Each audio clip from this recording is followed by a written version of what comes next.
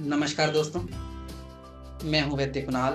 आप सभी के सामने प्रस्तुत हूं अपने इस चैनल ओजस आयुर्वेद पर आज का विषय रसायन और च्यवनप्राश निर्माण विधि को लेकर।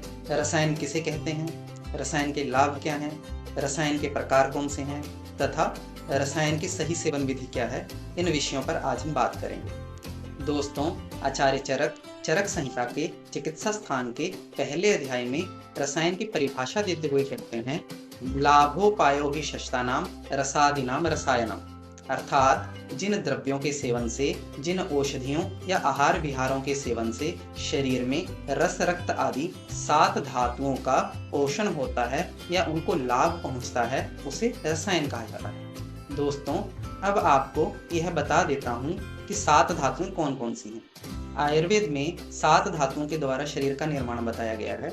वे इस प्रकार से हैं: रस, रक्त, मांस, मेद, अस्थि, मज्जा और शुक्र। इन 7 धातुओं का रसायन पोषण करता है। इसके उपरांत अब बात करते हैं कि रसायन के लाभ क्या हैं। दोस्तों, आचार्य चरक चिकित्सा स्थान में रसायन के लाभ बताते हुए कहते हैं, दीर्घमायु स्मृति मेधाम आरोग्यम तरुणम वयः प्रभावर्ण स्वरोदार्यम देहेन्द्रिय बलम परम वाक सिद्धिम प्रणतिम कांतिम लभतेना रसायनात्। अर्थात जिन द्रव्यों के सेवन से लंबी स्वस्थ आयु, अच्छी स्मृति, अच्छी बौद्धिक क्षमता, प्रभा यानी शरीर में चमक, वर्ण यानी शरीर में सुंदर रंग, स्वरोदार्य यानी सुंदर स्वर, देह इंद्रिय बलम परम अर्थात देह और इंद्रियों का अच्छा बल, वाक सिद्धि यानी वाणी में सत्यता, प्रणति यानी लोक में मान सम्मान और कांति प्राप्त होती है। यह रसायन के लाभ हैं जो रसायन के सेवन करने से प्राप्त होते हैं। अब बात करते हैं रसायन के प्रकारों पर। 2 प्रकार के रसायनों का वर्णन आयुर्वेद में आता है।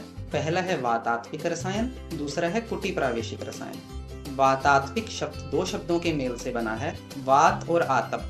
वात का अर्थ है वायु और आतप का अर्थ है धूप। जिन रसायनों का सेवन खुले वातावरण में वायु और धूप के नीचे किया जा सकता है, उन रसायनों को वातात्विक रसायन कहा जा सकता है। दूसरा रसायन है कुटी प्रावेशिक रसायन। जिन रसायनों का प्रयोग कुटिया या फिर चिकित्सालय में वैद्य के निरीक्षण के अंतर्गत किया जाता है, उसे कुटी प्रावेशिक रसायन कहा जाता है। जो रसायन की सही सेवन विधि है वह इस प्रकार से है। सबसे पहले संशोधन कर्म किया जाता है। संशोधन का अर्थ है शरीर की शुद्धि।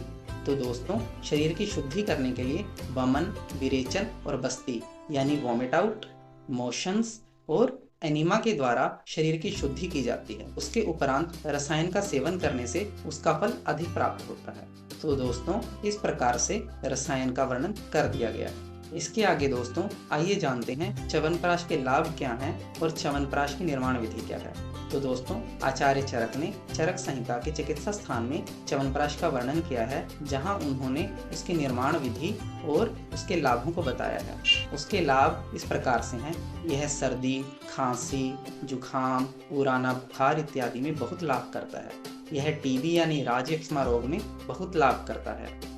यह जो रसायन है, यह प्रभा, वर्ण और कांति को बढ़ाता है तथा रोग प्रतिरोधक क्षमता यानी इम्यून सिस्टम को भी स्ट्रॉन्ग करता है। ओजस आयुर्वेदिक क्लिनिक प्रति वर्ष सर्दियों के दिनों में च्यवनप्राश रसायन का निर्माण करता है। इस रसायन की निर्माण विधि को आइए देखते हैं। काढ़े की जड़ी बूटियों से काढ़ा तैयार किया जाता है। फिर उसमें एक देसी खांड मिलाकर चाशनी तैयार की जाती है। आंवलों को उबाल लिया जाता है और उनका पेस्ट बना लिया जाता है, गुठली अलग करके। फिर घी में उस पेस्ट को भूना जाता है। जब घी वापस दिखने लगे तब चाशनी मिलाई जाती है। दोस्तों, उस पेस्ट में चाशनी को अच्छी प्रकार से मिलाया जाता है और परीक्षा ली जाती है। उसके उपरांत प्रक्षेप द्रव्यों को छान लिया जाता है। प्रक्षेप द्रव्यों को छानने के उपरांत उन्हें अच्छी प्रकार से मिलाया जाता है च्यवनप्राश अवलेह में, इस प्रकार से। इस प्रकार से मिलाने के बाद केसर और हनी लिया जाता है दोस्तों, तथा इनका अच्छी प्रकार से मर्दन किया जाता है। फिर केसर और हनी के मिश्रण को च्यवनप्राश में मिलाया जाता है और च्यवनप्राश को सुरक्षित कंटेनर में रख दिया जाता है। आशा करता हूँ आप सभी को आज का यह टॉपिक अच्छा लगा होगा। आगे भी इस प्रकार के वीडियोस को देखने के लिए हमारे चैनल को सब्सक्राइब कीजिए। धन्यवाद।